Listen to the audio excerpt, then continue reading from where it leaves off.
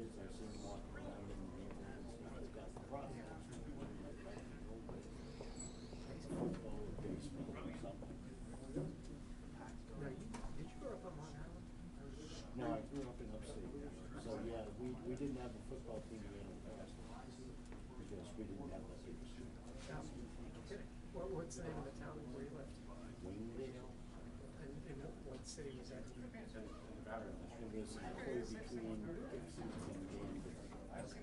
Danbury. Danbury. Right on the street. Oh, it's right. Okay. Oh, yep. Normally we See, I thought, we didn't have lacrosse where I was growing up. I thought lacrosse was a Long Island thing. I guess who else? And then like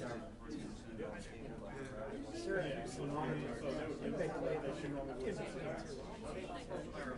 Yeah, it really was big. You can put it It was right. an Indian thing. It was the Iroquois invented it. And the Mohawk reservations up there, the Onondagas.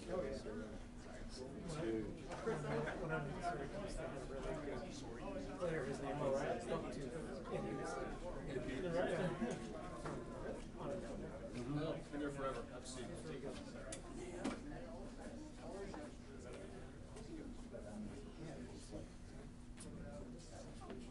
Good service.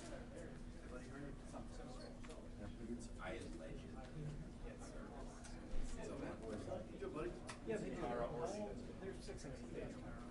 Yeah, It's time to learn it. yeah, exactly.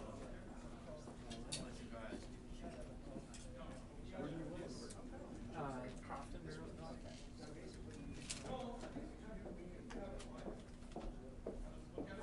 Usually they're here, but if they don't make it, I'm just thinking they're going to start.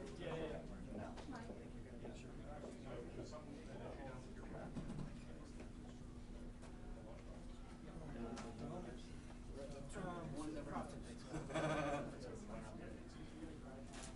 Yeah, they got to work. And you're going to move 4 times.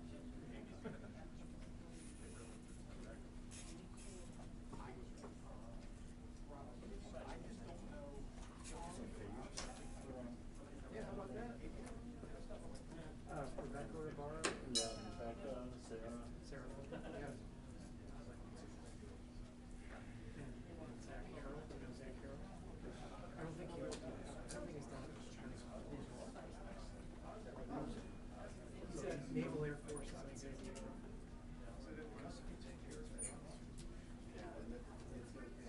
Tricky because the other people will walk his phone.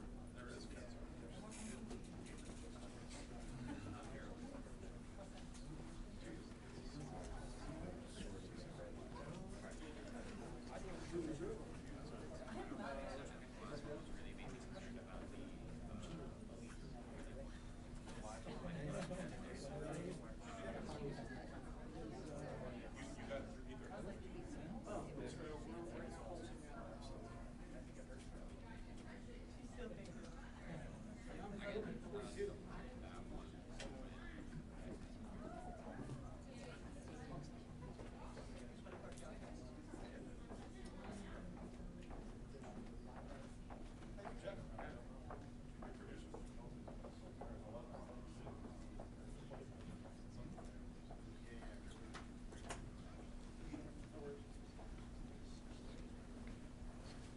You don't have to tiptoe yet.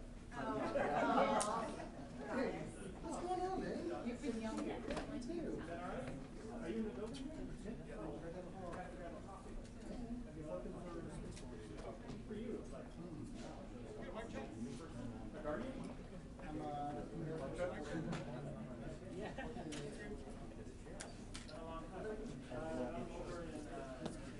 All right, we'll do one more mic check. So time is now 2:01. Only a few seconds probably before we go live. Check 1, 2. You good on your end? You're good. Oh, just to remind everybody to address, please remove your badges. Just make sure that they're removed for us. Thanks. Legal. I mean, when you know it's not you. Yeah, like a quick. I was like, used to have a.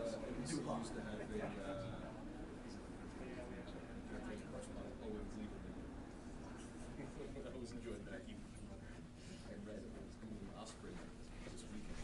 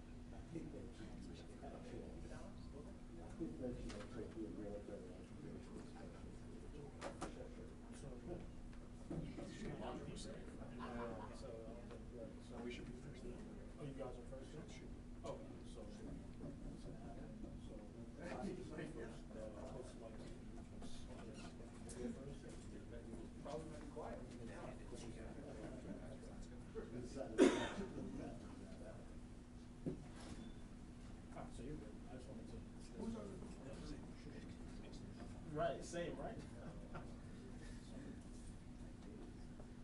Oh, Mark.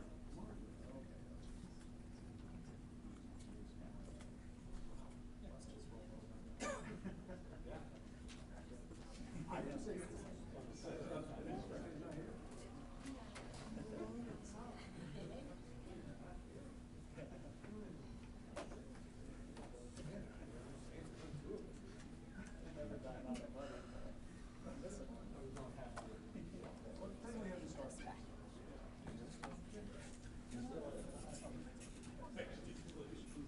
No one's trying to get hold of it, so.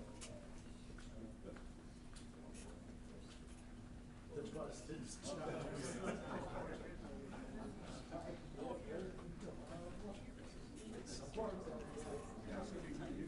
But Die Hard is gonna keep that.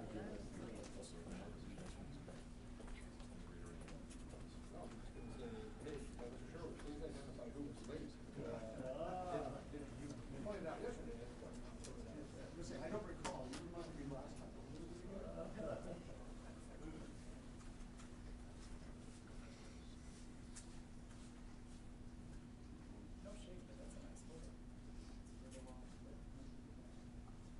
I don't know. I don't remember taking it. I think it was, I don't know if they did, but I think they did Photoshop. It was high school yearbook that they just ran through on page. He just turned out exactly like. They did that, they set up dead. It turned out exactly like they thought he would. Still better than some courtroom sketch. Oh. That would be nice. I would think so. And I don't know why they did it to us. Nobody in 25 years, nobody's ever asked me for a press pass, for a press pass. Right. You could have done that in your house. And I'm like looking at this and so, they tell me, oh yeah, you can just buy that. It's came for evidence.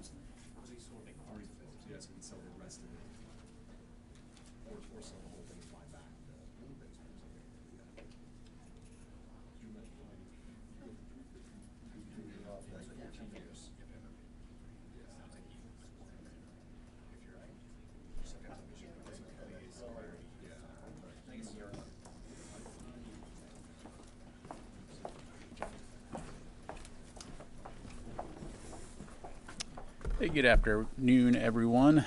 Just a few things at the top, and then we'll get right to your questions. So first, I would like to underscore Secretary Austin's appreciation and thanks to our service members for their extraordinary work in close coordination with the State Department to help safely evacuate U.S. government personnel out of Sudan over the weekend. As he highlighted in his statement regarding the operation, U.S. forces carried out this mission with precision and professionalism. Secretary Austin also expressed his thanks to our allies and partners, to include Djibouti, Ethiopia, and Saudi Arabia, who were critical to the success of this operation. In terms of next steps, U.S. Africa Command and the Department of Defense continue to work closely with State Department, which has the lead for helping American citizens wishing to depart Sudan. Those efforts include providing intelligence, surveillance, and reconnaissance capabilities to observe potential land routes out of Sudan and detect threats, and positioning naval assets off the coast of Sudan should they be needed. In addition, Africa Command has established a deconfliction cell at its headquarters in Stuttgart, Germany, which helps to enable good communication among our allies and partners. Secretary Austin continues to convene daily meetings with AFRICOM Joint Staff and other key DoD officials on the situation in Sudan, and has committed the department to fully support State Department's ongoing efforts. Turning to other updates, the department continues to actively conduct the Secretary of Defense directed comprehensive review of DoD security programs, policies, and procedures in the wake of recent unauthorized disclosure of documents. Toward that end, the DoD Chief Information Officer issued a memo today that provides implementing guidance to the DoD components on validating their compliance with cybersecurity controls on all systems and networks, focusing on access control, auditing capabilities, and user activity monitoring. We will post a copy of the memo to defense.gov later today. And as we've made very clear, Secretary Austin and the DoD are taking this unauthorized disclosure of documents very seriously and will continue to do so. Separately, the Secretary concluded a very successful trip last week to Sweden, where he met with his counterpart to discuss security-related topics shared by our two nations. During the visit, he emphasized U.S. support for Sweden's bid to join NATO, and that we look forward to them soon becoming the 32nd member of the alliance. From there, the Secretary and General Milley hosted the 11th Ukraine Defense Contact Group at Ramstein Air Base, which continues to be an essential forum for identifying, synchronizing, and ensuring the delivery of military capabilities the Ukrainians need to defend their homeland against Russian aggression. And with that, I'm happy to take your questions. We'll go ahead and go first to Reuters. You mentioned naval assets near Sudan. How many naval assets are there, and what is the expectation that they would do? Would they go into port and help assist people coming out, or what's the plan for that? And then I have a separate follow-up. Sure. Thanks, Idris. So right now we've got the USS Truxtun, which is off the coast of Sudan, near Port Sudan. It will stay there awaiting further orders should it be needed to support. Also en route is the USS Polar. So again, those capabilities will be there should we need to use them in support of State Department's efforts. And on the evacuation, does the Secretary believe that the State Department requested an evacuation in a timely manner, or does he believe that if a request was made sooner, potentially more Americans could have been moved out? So Idris, the Secretary has been following this situation very closely ever since violence broke out in Sudan. I can tell you that he has been engaged on this daily with the State Department and the interagency. And so, again, we moved very quickly, professionally, and precisely when called upon to do so. Thank you. Oren? Two questions related to Sudan. First, on the ISR capabilities, is that supposed to be 24/7 monitoring? Is that only during the daytime? And how long do you anticipate keeping up those capabilities? And then on the deconfliction cell you set up in Stuttgart, is that in touch with either of the warring parties, either the Sudanese Armed Forces or the RSF, as well as partners and allies? Sure. On the ISR, it is 24/7 capability, and that, again, is enabling us to support State Department efforts in terms of maintaining an understanding of the situation on the ground in order to, for example, look at potential land routes out of Sudan. And then in terms of the deconfliction cell, I would tell you, largely speaking, U.S. AFRICOM has been in contact with the generals as have other senior DoD officials, for example, to include the chairman of the Joint Chiefs, in terms of keeping lines of communication open. And so I would imagine that AFRICOM will continue to do that as part of their efforts to obtain information and share information. Thank you. Jen. Thanks, Pat. Can you explain why the airfield where some of the other international military airlift planes are landing and lifting off? We got a report that the French had taken about 400 people out from this airfield. Why is the U.S. not sending in planes there to get Americans out? Okay, so taking a step back and looking at the operation that we conducted, again, we believe that in our planning, we executed the operation in the safest, most effective way possible in terms of evacuating U.S. government personnel. You've heard State Department and the White House talk to the situation with Americans who may still be in Sudan, who wish to leave. We're coordinating, the State Department, I know, and I'd refer you to them for further details, is making itself available to communicate with those Americans wishing to leave to find the best way possible for them to get out of the country. Again, from a DoD standpoint, we are a planning organization. We're going to continue to look at a variety of means and methods should State Department call on us for support, and we'll continue to do that. But are you helping the other nations that are sending warplanes in to lift their citizens out? Are you helping with that deconfliction? Are you helping them so that there aren't any So our incidents? coordination cell out of AFRICOM is coordinating closely with allies and partners in terms of sharing information and maintaining those open lines of communication as it relates to not only their own operations, but also keeping them updated in terms of what the U.S. government is doing. Thank you. Go to Tony. I had one Sudan and one Ukraine question. The extraction force from Saturday night, was that part of the standing organization that the Pentagon sent up after Benghazi, as quick reaction forces for the region to prevent what happened in 2012? Yeah, so I don't want to get into the specific units other than to say they were special operations forces. As you know, we did move some military capabilities into the region last week to be ready should the order be given, which it was, and so I'll just leave it at that. It was basically they weren't part of that standing force that was in place in Rota, Spain, and then deployed to the region. I would say we have capabilities already in the region that obviously assisted with this effort, but we did deploy additional capabilities from outside that area of responsibility to be able to be available for these operations. Tanks. The Secretary on Friday said the first of the M1 tanks for training purposes is getting over to Ukraine fairly soon. Was that one of those tanks off of the Lima production line, one of the refurbished hulls? And when roughly may the rest of the tanks get over there? Has the timeline been accelerated? So these tanks will be for training purposes only. These will not be the refurbished tanks that eventually go to Ukraine. And that is because those refurbished tanks are being produced to Ukraine's specifications, and they will be used in actual combat. By providing these training tanks, which are not coming from the active Army stocks, these are coming from other sources within the inventory, that will enable us to do the training concurrent with the production of the tanks, which again, a refurbishment of the tanks, which again allows us to expedite the timeline so that they can be training on operations, on maintenance, on sustainment. Then the personnel will marry up with the tanks, obviously, before the end of the year for delivery to Ukraine. Just one quick one on training. Will they be using distributed simulation from Fort Benning, the Army's Armor School there, in terms of long-distance simulator training via VTC, or to help that along, or is it basically on-the-ground training with drivers right there? Yeah, so Tony, I don't have an answer to that question right now. Certainly in the days ahead, we'll have more information. The training will take place at Grafenwehr in Germany, and as you know, they use a variety of means to conduct that training.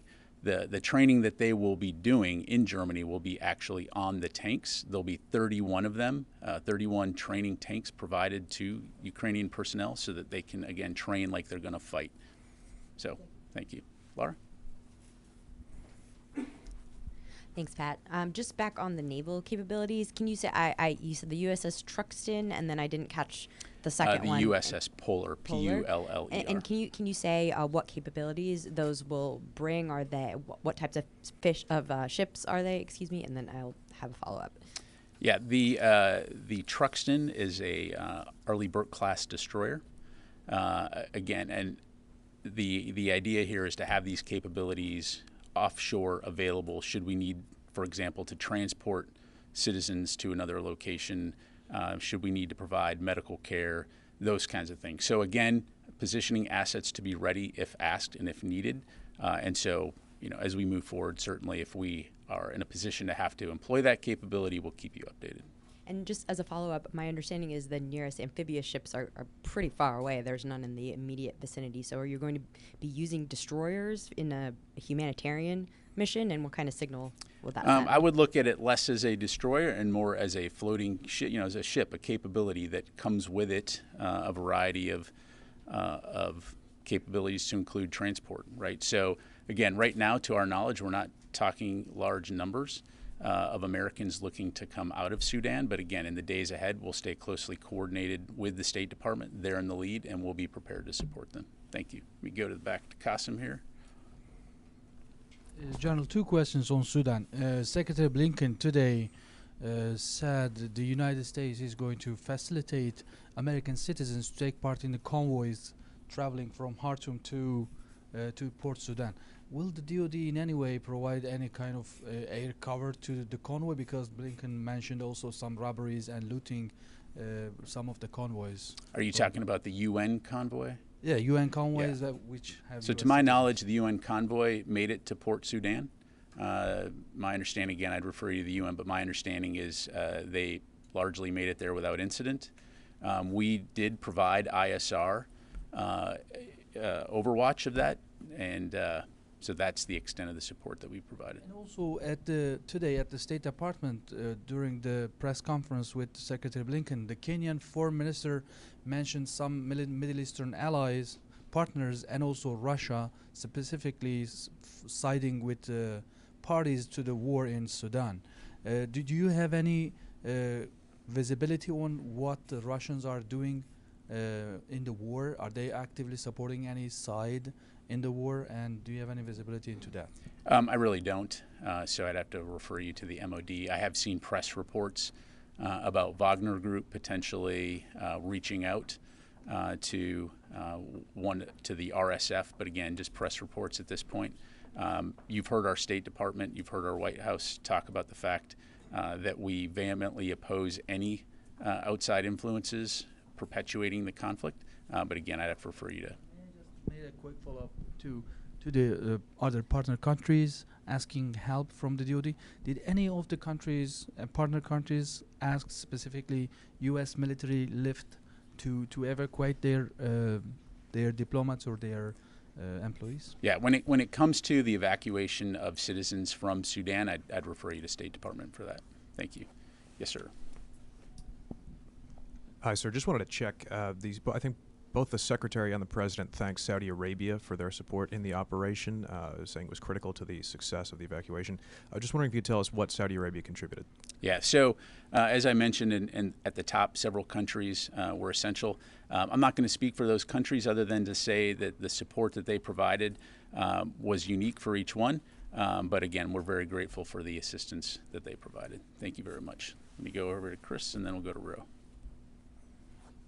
This Chris right here. There you go. Thanks. And then we'll get back to you. Yeah. Okay. Hey, if I could follow up on, you mentioned the ISR Overwatch. Were these manned aircraft, unmanned aircraft that you had up? Yeah, so these are unmanned aerial vehicles. I'm not going to get into the specifics of the type of platform other than to say we're providing unmanned aerial vehicle Overwatch. Correct. And supporting the operation, presumably it wasn't just the 100 soft forces. Did you have any aircraft over the country then? Again, you're talking about in terms of the evacuation? During the evacuation, Saturday. Yeah, I'm not going to get into the specific force package. Clearly, anytime we conduct an operation like this, we are going to take the capabilities we need to ensure that our forces are protected. But I'll just leave it at that for operation security reasons. Thank you. All right, let me go to Rio and then Matt.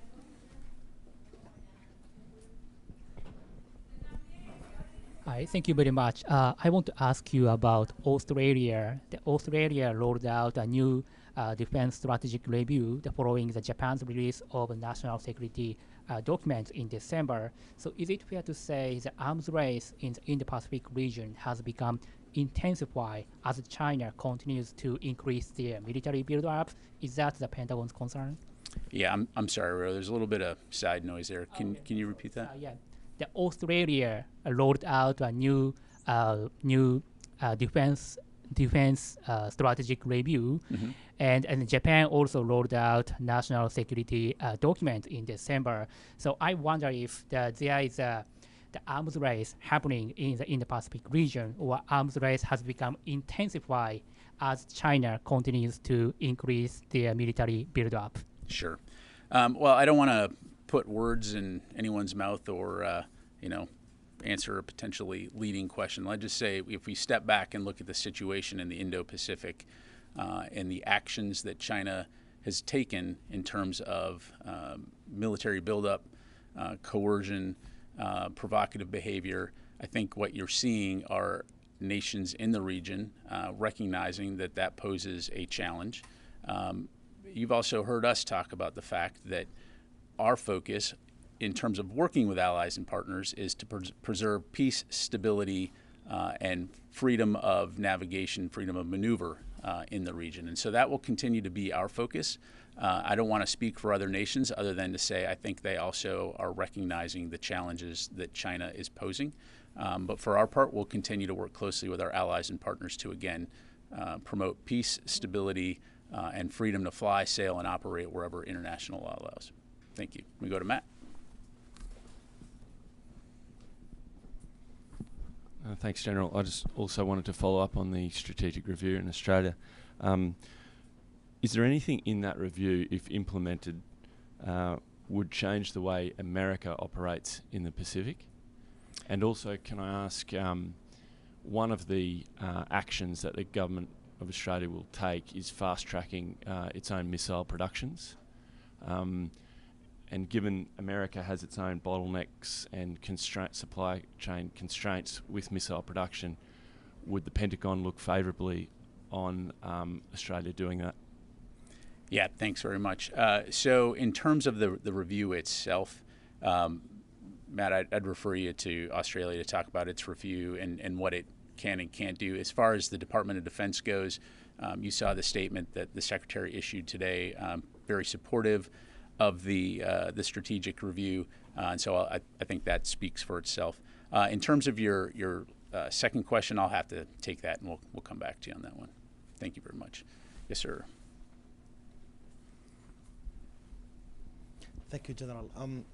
Does the DoD in contact with either of these leaders in Sudan, of these faction that are fighting, and if there is a contact with them, just that contact talking about any evacuation, maybe incoming operations, evacuations, or about the de-escalating in Sudan? Thank you. Yeah, sure.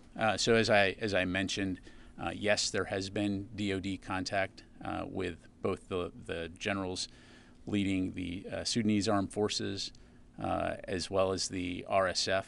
I'm not going to get into the specifics of what those conversations entailed other than, again, to communicate our intent to evacuate our personnel and also ensuring that we're ensuring situational awareness as we look to support State Department's efforts going forward. Again, it's not just the Department of Defense. State Department has also reached out, so I'd recommend you talk to them as well. Thank you.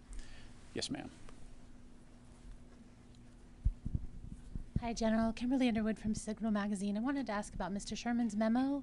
Could you enumerate, if possible, the Secretary's, input or guidance as far as the cybersecurity controls that were a priority for him that he kind of wanted to see, and also any first steps. Thanks. Sure. Thanks very much for the question. I would point you to the memo that Secretary Austin issued recently in terms of the direction of the DoD review of security, cybersecurity, which really lays out his priorities on this front. And so again, when we have Mr. Sherman's memo available, we'll get that to you, and that will also help further explain what it is specifically they're looking to do. Thank you. Rio. Thank you, General. My question is about ROK and extended deterrence. Earlier this month at the Korea-US Integrated Defense Dialogue, the readout said both sides discussed various ways to enhance US extended deterrence. And also this week, ROK President Yoon will visit the US, and extended deterrence will be one of the major topics as there are growing concerns about extended deterrence in ROK. Could you please elaborate on how the US can enhance its extended deterrence to ROK? And also, are you confident that the US can reassure ROK on extended deterrence? Yeah, no, we are very confident, and we'll continue to work closely with our allies in South Korea in terms of extended deterrence and how we can best work together to ensure, again, safety, stability, and security in the region. As you highlight, President Yoon will be in Washington, D.C. this week. He will visit the Pentagon on Thursday. Secretary Austin looks forward to hosting him, and we'll certainly have much more to say after that visit. But again, you've heard us talk about the continuation of exercises, working very closely in terms of strategic assets visiting the region, deploying to the region to ensure that we are demonstrating unity and resolve in terms of deterring potential aggression, and we'll continue to do that. Thank you. Okay, I have one more question, Jen.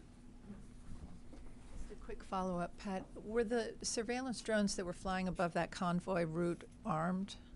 I don't want to get into, again, to the specifics of the ISR.